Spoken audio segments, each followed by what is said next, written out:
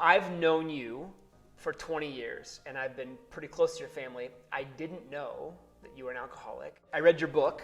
One moment that really caught me was when I read about Christmas. And I thought, this is the moment when Sherry turns it around and she gets back on track and she gets into recovery, and this is where the Hallmark music comes in. And instead, I get through it and I read this line. And now I learned that all my drinking would have to be done in secret from now on. And I think that was the moment when I realized the grip that addiction has on people. Can you just tell me more about that? Addiction is dark, and the darkness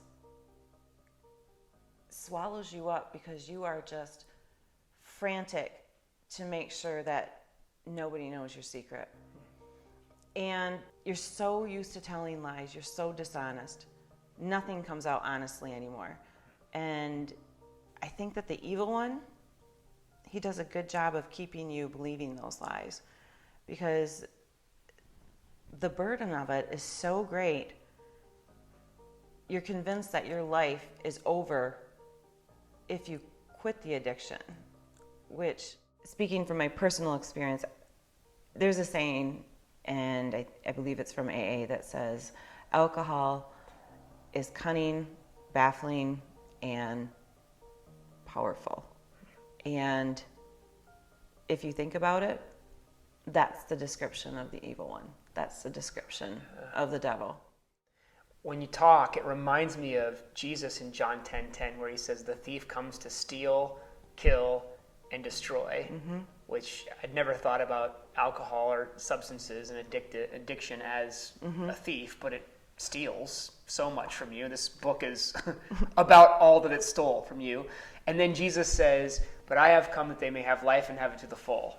So you have this other picture of what it can be. Talk about life to the full in recovery. Finding your community is so important. So after that, and going back and forth with women for, I would say, another year or so, my husband and I started a ministry, and it's called She Surrenders.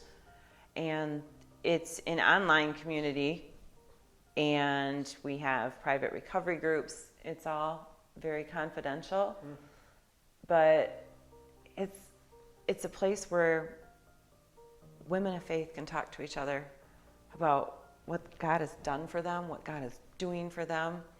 We laugh, we cry, but we all know exactly how each other feels. Is there a biblical character or a biblical story that you really find yourself connecting with, find yourself and your story connecting with? I remember writing in my journal that I am so sick of being sick, and I want to be like that woman in the Bible that just touched Jesus's robe and poof, my addiction would be gone.